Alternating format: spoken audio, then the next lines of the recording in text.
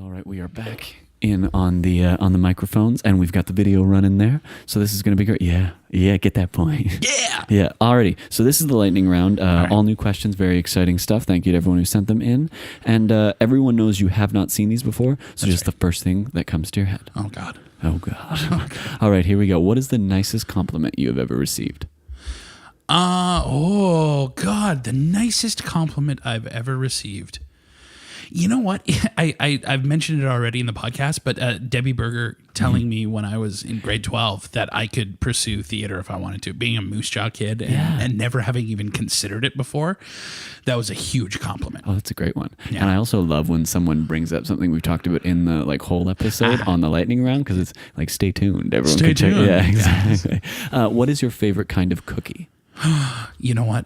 A peanut butter chocolate chip cookie. Ooh. And I can't have them because my partner, Kristen, is allergic to peanuts. Oh. It drives me insane. But I get to, whenever I go away, like on a contract, that's my thing. I'm looking for any of the chocolate peanut butter you can get. I like that. That's cool. Are you like a Reese fan as well? Or? Oh, love me Yeah. Reese. Okay. Cool. That's cool. Because it's funny, as I've started asking this question, people big into the chocolate chip cookies, as a general census, but throwing in that peanut butter in there. Oh, it's just Keep it just a smooth. little hint of the salt, and then yeah. it's just so good. That's good. What is a subject outside of theater that fascinates you? Outside of theater that fascinates me. Oh God, there's a lot, I guess. Outside of theater though, I feel dumb being film, because that's still a part of the artist. No, that's fair. But do you mean in terms of creating the whole? Yeah. From when I was a little kid, I remember when DVDs had come in, and there was a bunch of video stores that all had their VHS collections that were going out of business because they couldn't afford to change it all over to DVD. And so when they were going out of business, they would sell them for $2 a pop. And I was a huge cinephile because, I couldn't go see theater in Moose Jaw, Saskatchewan, but I could see what Hollywood had to offer. And I could look up, I would get from the library, Leonard Maltin's whole anthologies of what are the best movies and stuff, and go and get them all. I would the rating system for Canada had come in, and so they had just these little 14A and 18A stickers that they would put on the rated R American movies.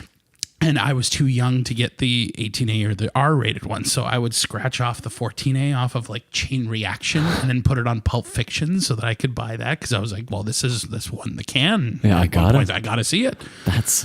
We have thrown it back so much in this episode, and I'm obsessed with it. It's a lot of 90s I'm throwing it back to. What did you guys talk about? Oh, we talked about peeling the age restriction stickers off VHSs and putting them on other VHSs. On Pulp Fiction. That's perfect. Okay, so if you could write a show about a historical event, what event would it be? Oh.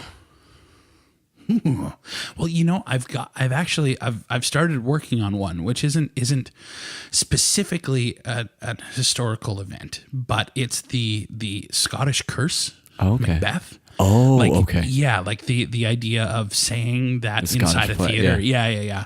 And where that history comes from and stuff. That's sort of been my focus for a little bit. I've been writing some stuff that I'm eventually going to be able to. That's super interesting. Yeah. Without giving too much away, is there an interesting story around where that came from?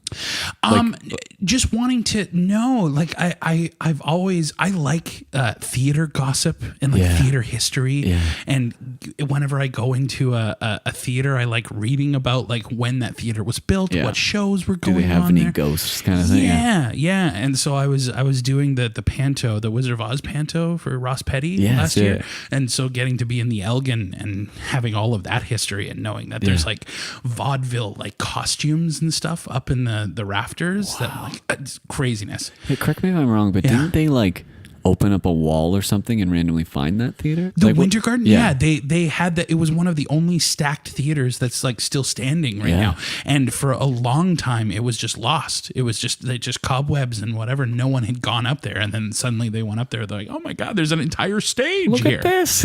All these seats for people to sit in. That's wild. It's nuts. Yeah. Awesome. Well, stay tuned for more of that show. That'll be interesting. Yeah, I'm excited. Very, very cool.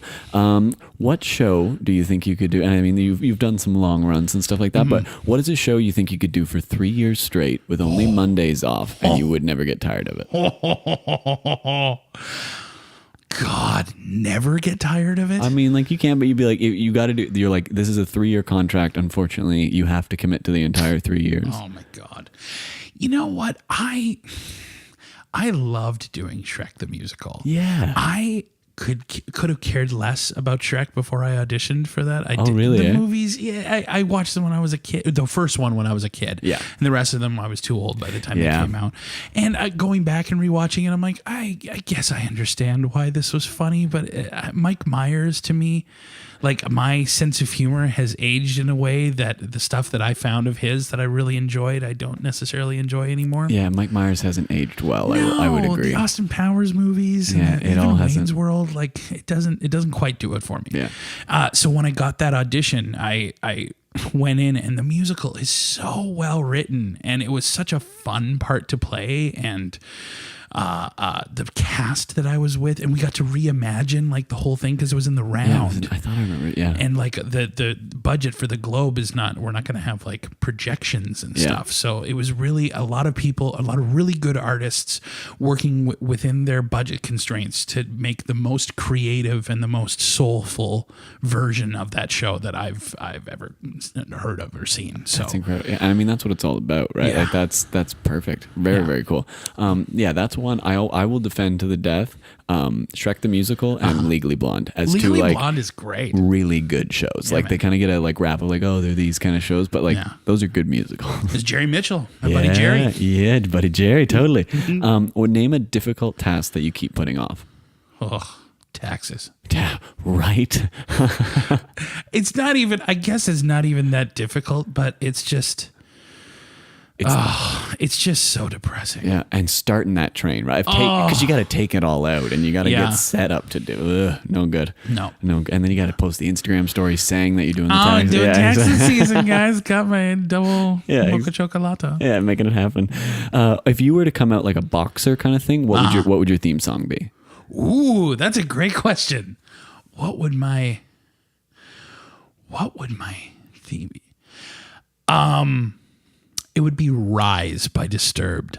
Yes. It's all just like triplets. Yeah. And it's so energizing and like, or 10,000 Fists in the Air, something by Disturbed. Little David Draymond, yeah. I fucking love I saw them David Draymond. in Ottawa. Oh, I've Incredible never seen show. them live. It was Incredible. It was Disturbed and Corn, actually. Yeah.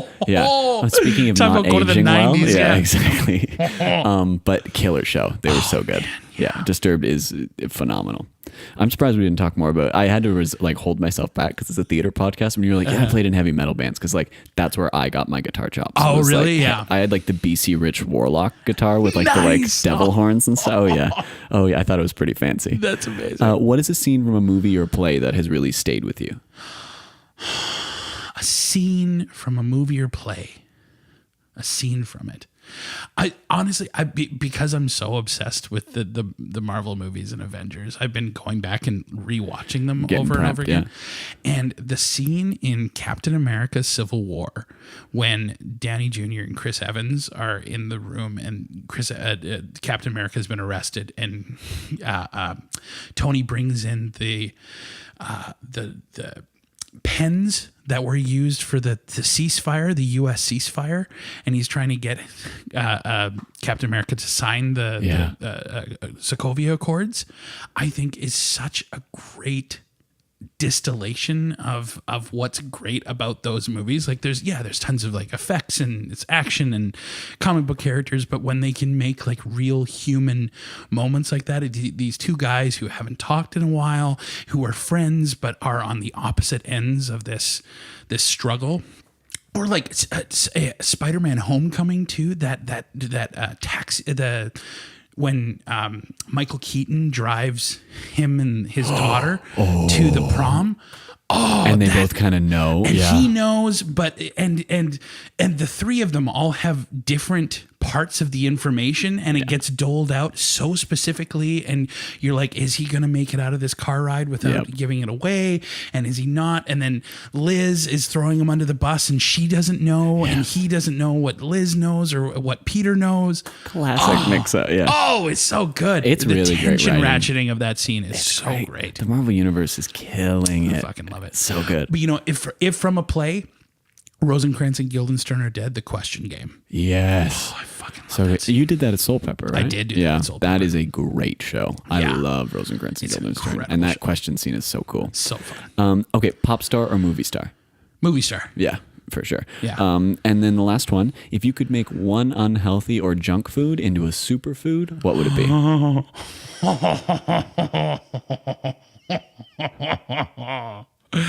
Oh, this would just make my life so much better. I would turn all potato chips into a superfood. Yeah. Oh, God. You are not the first person to say chips. Chips are a good one for that. Chips. Because chips are also the kind of thing that you can't just eat one. Like a bag Your whole goes bag, so quick. It just goes. Yeah. And I love it so much. And I could say no to dessert. I could say no to drinks if I need to. But oh my God, if chips were good for me, I would be Drax the Destroyer right now. Marvel and the 90's. That's what I'm going to name this podcast. That was amazing. Well, that was a very successful lightning round. I'll just pause that and then we'll finish this up. I hope that's not the longest lightning round you've had. They're all pretty long generally.